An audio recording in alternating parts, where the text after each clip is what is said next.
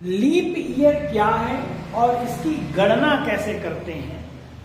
Leap वर्ष का प्रारंभ ग्रेगोरियन कैलेंडर को जब अपनाया गया उस समय से लीप वर्ष पड़ती है। प्रभु यीशु के जन्म वर्ष से ग्रेगोरियन कैलेंडर को अपनाया गया। पहला लीप वर्ष जीसस के जन्म के वर्ष के 4 वर्ष बाद पहला लीप वर्ष पड़ा था और उस समय से हर 4 वर्ष बाद लीप वर्ष पड़ता है। पृथ्वी को सूर्य के चारों ओर एक चक्कर लगाने में 365 दिन का समय लगता है। इसके साथ साथ 5 घंटे 48 मिनट 5 घंटे 48 मिनट और 46 सेकेंड का वक्त लग जाता है। 45 सेकेंड या 46 सेकेंड का वक्त लग जाता है। लीप वर्ष के दौरान फरवरी महीने में एक अतिरिक्त दिन जोड़ा जाता है और इसलिए इस वर्ष फरवरी में 28 के बजाय 29 दिन होते हैं। उस 29वें दिन को लीप डे भी कहा जाता है। जो 29 फरवरी होती है, 29 फरवरी, इसी को हम लीप डे कहते हैं। लीप डे इसी को कहा जाता है। लीप दिवस पर पैदा हुए लोगों को लीप लिंग के रूप में जाना जाता है। इस दिन जो लोग पैदा होते हैं उनको लीप लिंग कहा जाता है। ये बहुत से लोग शुभ भी मानते हैं। खैर, ये प्रत्येक 4 वर्ष के अंतराल के बाद पड़ता है। लीप वर्ष न मनाएं तो हर वर्ष सौर मंडल के समय चक्र से 6 घंटे आगे निकल जाएंगे। और जब हम 6 घंटे आगे निकल जाएंगे मीन्स है ये जो 5 घंटे 48 मिनट 46 सेकेंड या 45 सेकेंड का समय जो है, ये जो है समय अंतराल बढ़ता रहेगा और जब बढ़ता रहेगा तो इतना हम आगे निकल जाएंगे। अगर हम 100 वर्षों की बात करें, इस तरह 100 वर्ष बाद 25 दिन आगे हो जाएंगे, क्योंकि हर प्रत्येक 4 साल बाद हम देखते हैं तो कितना हो जाता है।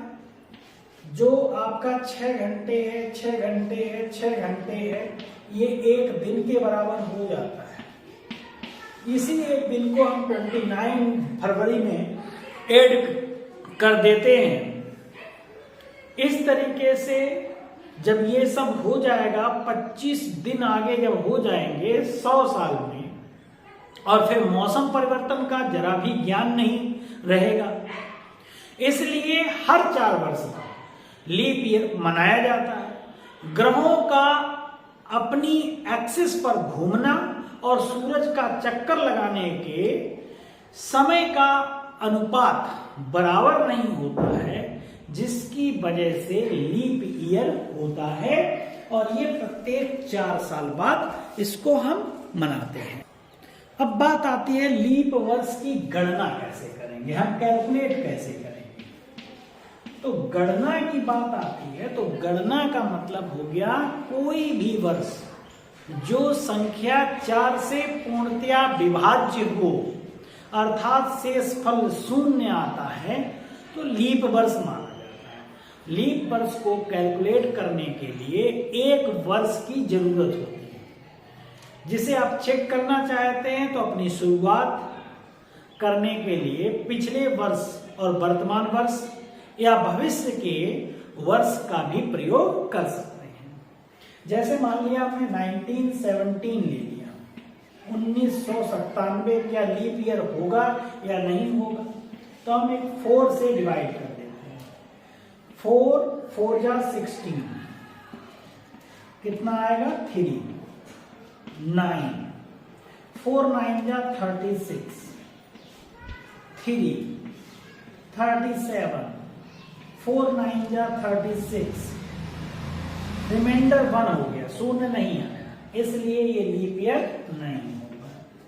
ये लीप ईयर नहीं हो गया तो number is not evenly divisible by 4।